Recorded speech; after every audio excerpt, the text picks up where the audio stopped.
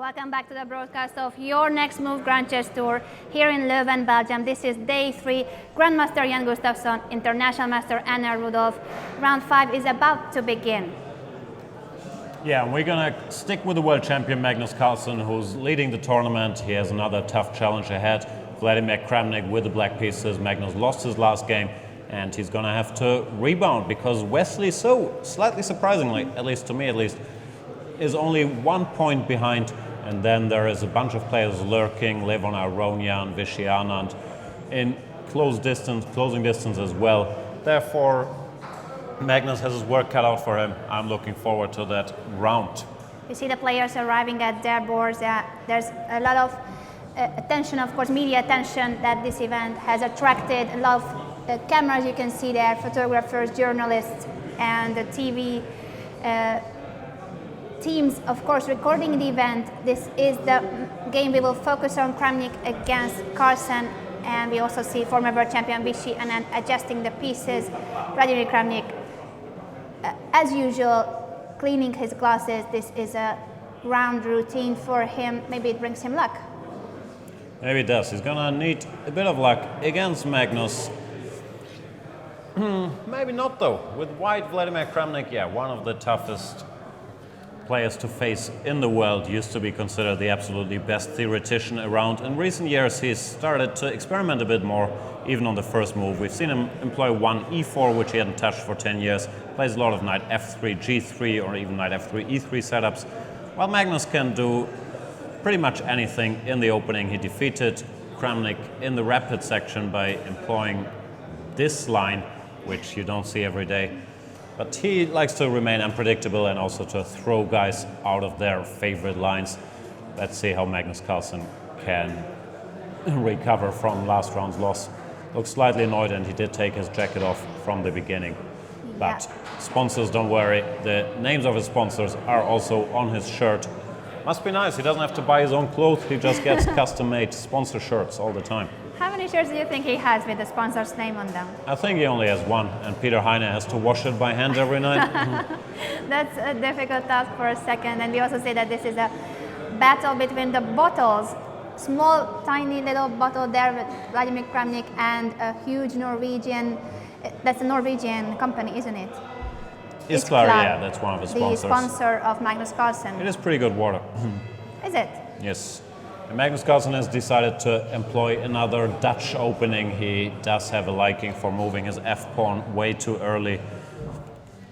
We see a close-up of Vladimir Kramnik focusing on the game, and soon we will also have our chessboard, of course, moving the pieces. But in the meantime, we will just see the camera from the playing hall of the two players and see, of course, anything we can learn from their posture, from the way they look at the board, if they are confident, if they are worried. I think Vladimir Kramnik seems to be relaxed and very focused, but maybe Magnus Carlsen is even more focused on the position. He doesn't want to lose yet another game. He has to recover from this loss with the white pieces against Maxime Vachier-Lagrave.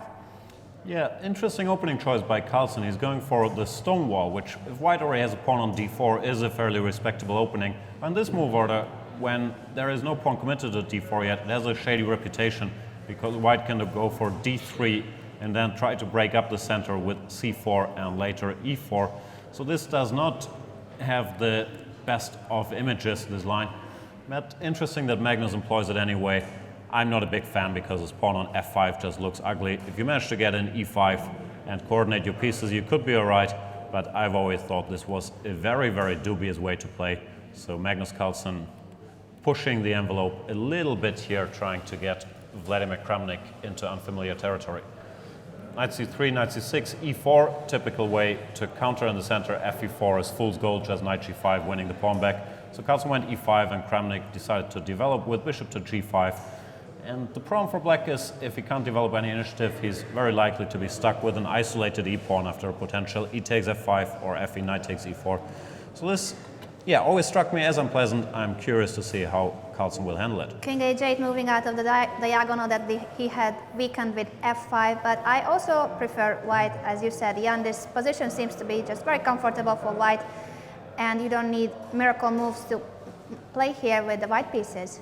Bishop takes f5, of course black is developing and he will try to create some kind of attack. If not, this position with the isolated pawn and weaknesses in black's camp can be unpleasant in an endgame. Knight h4, asking the bishop where he wants to go.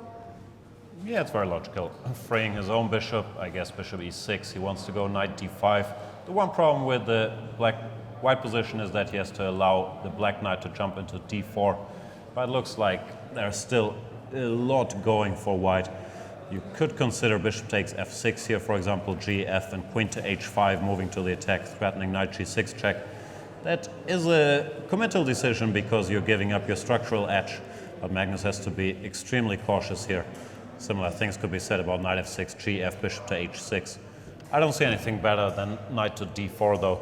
You don't really want to take on d5. Giving up your light square bishop just leads to too many holes after bishop takes d5. So Carlsen has work cut out for him. He should jump into d4 and try to weather the storm, in my opinion. If he manages to do so, your guess is as good as mine. Even f4 here is interesting. f4, interesting. But yeah, it's also logical that you want to challenge the knight on d4. That's a very annoying piece. This d4 outpost for the knight is perfect. So f4 definitely makes sense. I think he was about to touch the queen. Does he want to play queen e8 or queen d7? Queen d7, queen d7 on the board. Yeah. Still, similar things apply. Bishop f6, I'm very curious if this is a good idea or a terrible idea, because it does create some threats, and if you manage to somehow control the light squares, you would be in great shape, but you're running the risk that black, I don't know how you cover it. Let's say rook g8, bishop e4, knight d4.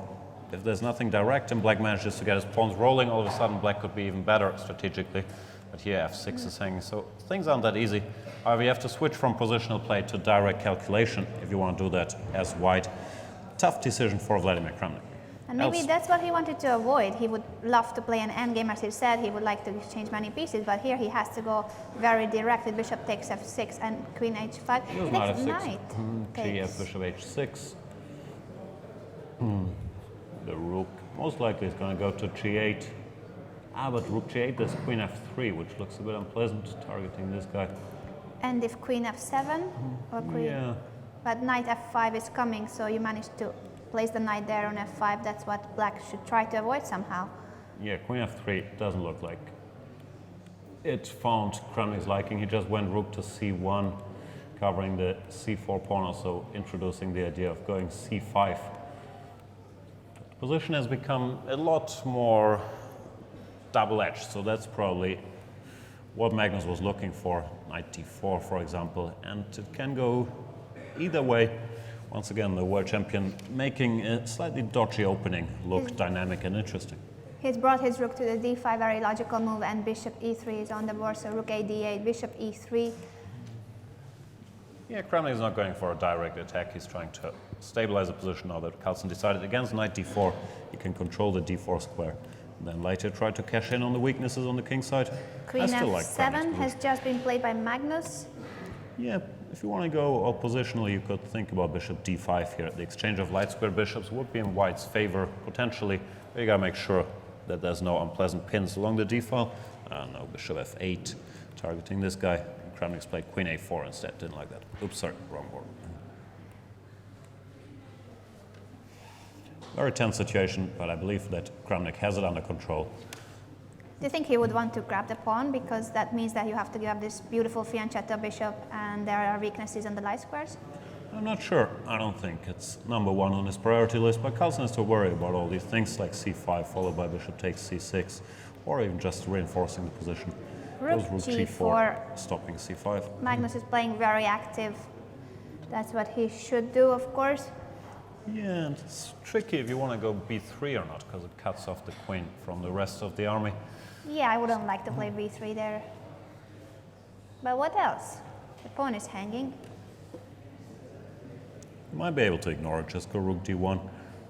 If, let's say, bishop takes c4, take here, queen takes. Still very double-edged, but But have when a you feeling white play should be bishop right. takes c6, I don't have time for some tricks with bishop e2. Maybe it's not working. I was just trying to find something. Well, I have my doubts, but yeah, it's a tricky little move. maybe it's not working. I was just wondering. But anyway, Vladimir played differently. He went knight d2, protecting the pawn. But did he miss something? What happened there? He gave the pawn, he went knight to f3, decided it was a priority to bring this knight back into action, but I'm not quite sure what he's up to after rook takes c4. Is this the blunder problem we talked about? Might be. Isn't this just a pawn down?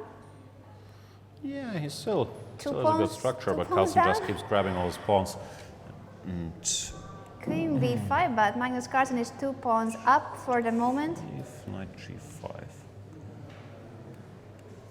Yeah, that's a nice trick, winning the bishop on d5. Well, it's an exchange, but destroying black's pawn structure.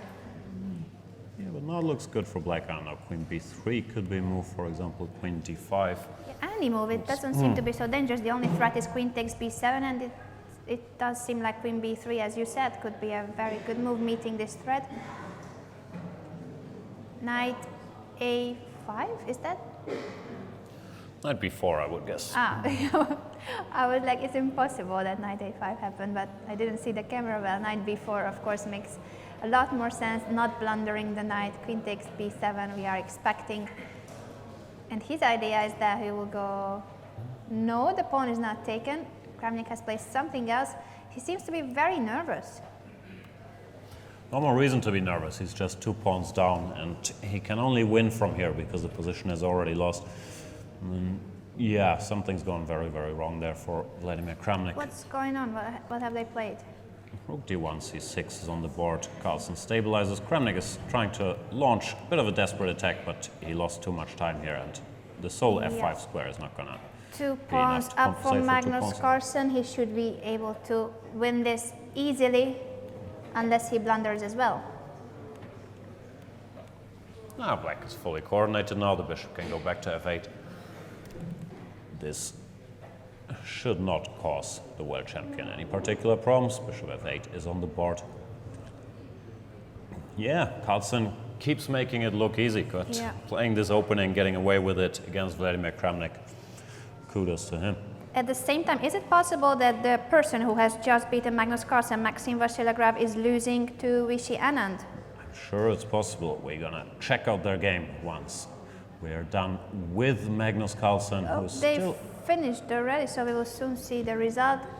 What happened in the Vishy Anand game? Yeah, Maxim Vasilyev lost. Vishy Anand keeps playing great chess and is probably still 2 points behind Magnus Carlsen, because it does look like Magnus should convert here.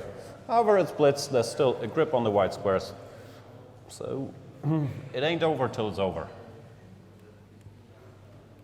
King h1, Kramnik's trying desperately to make something happen, but he just doesn't have enough pieces to start an attack. I don't know, maybe once g4, rook g1, rook g3. This is the position he wanted to have before, but with the 2 more pawns on the board. A beautiful knight on f5, queen on e4, having the grip on the light squares, but 2 pawns are missing, so that's not ideal. What do you do? Rook d8? Yeah, I think so. Rook d8 and g4. Yeah, that's logical. Not sure I understand rook d8, sort of self-pinning, but black can take some liberties. Yeah, they're playing very fast. We will need to see the camera for the moves.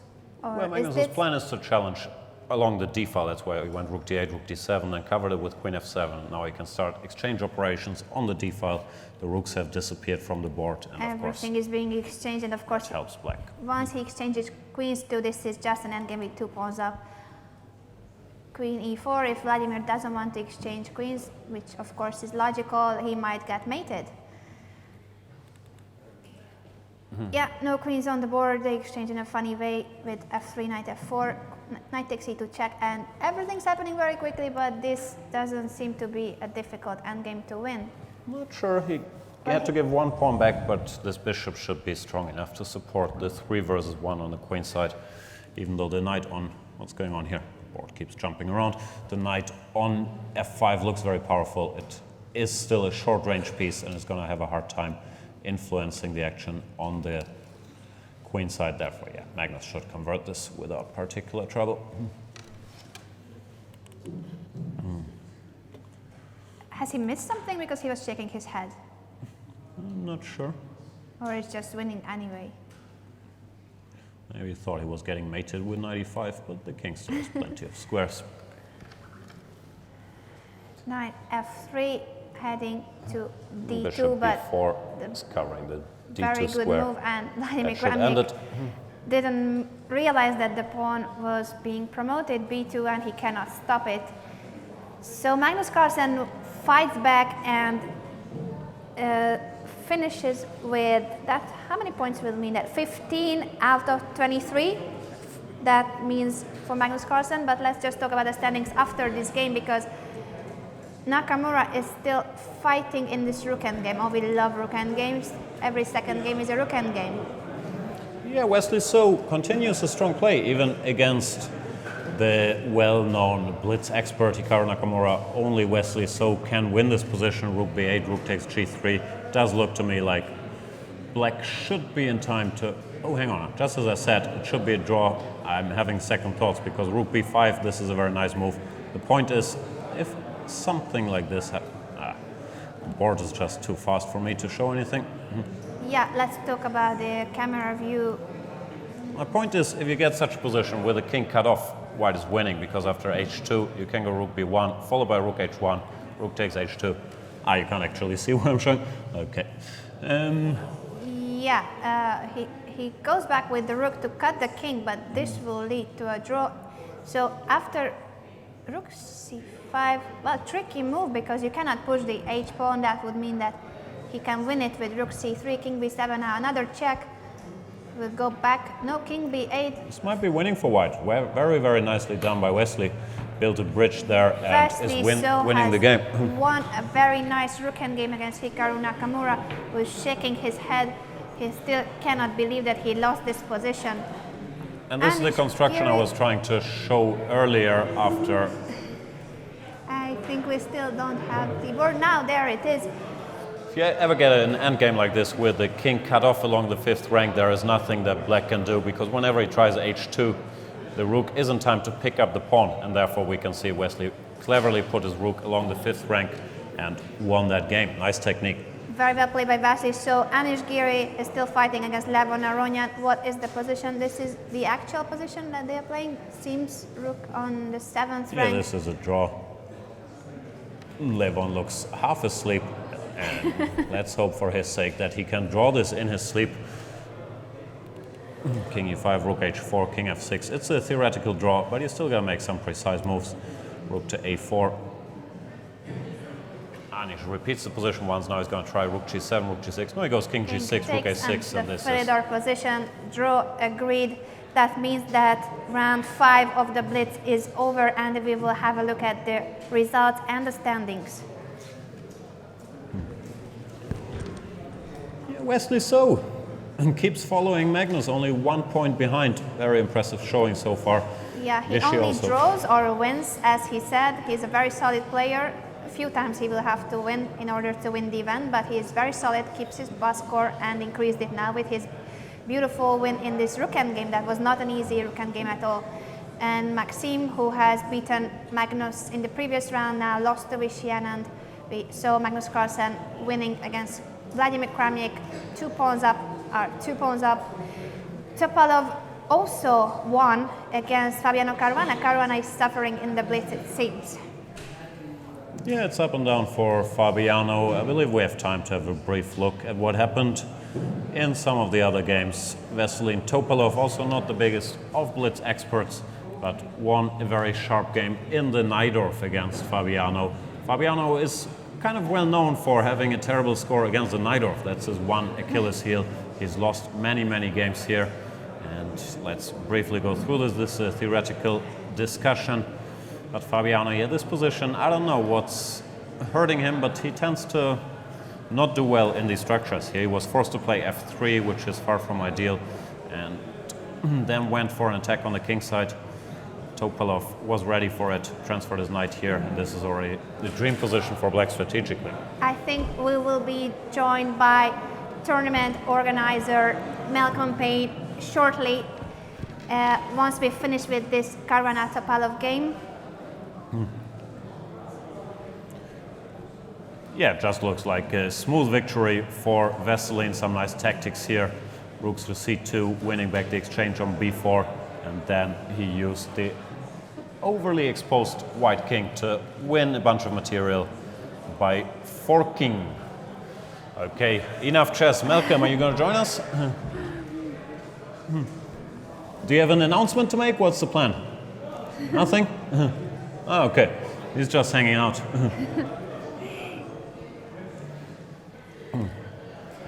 The Grand Chess Tour Director, is that your title? Malcolm Payne is with us now? Well, I've had many titles in my life, and that's one of the less offensive ones, probably. So, yeah, I'll settle for that.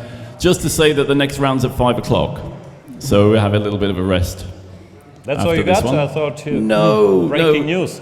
No, well, late breaking news is that allegedly, according to a certain Chess24 commentator who supports Chelsea Football Club, and makes quite a lot of noise, Magnus Carlsen took his advice on his opening against Maxime Vachier-Lagrave in the previous round, which might explain why it was such a disaster.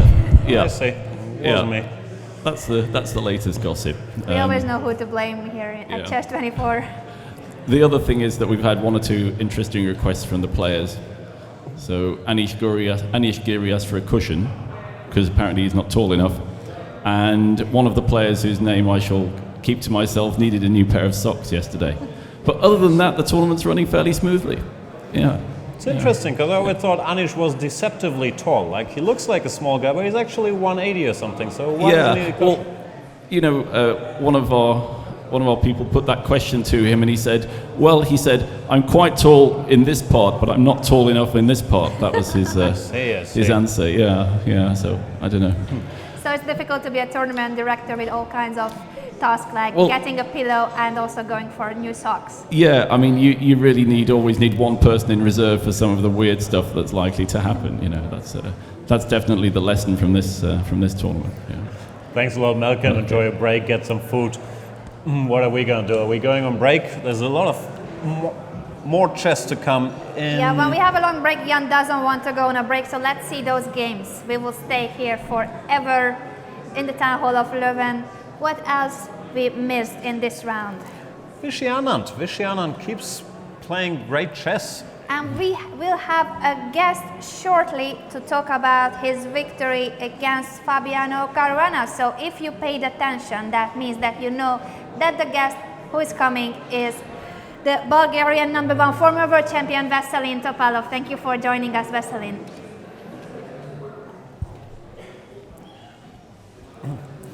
Vesselin, how are things going? Are you becoming a Blitz specialist at your age? No, not really, but I mean, of course, I'm improving a lot, but still, need a lot of practice.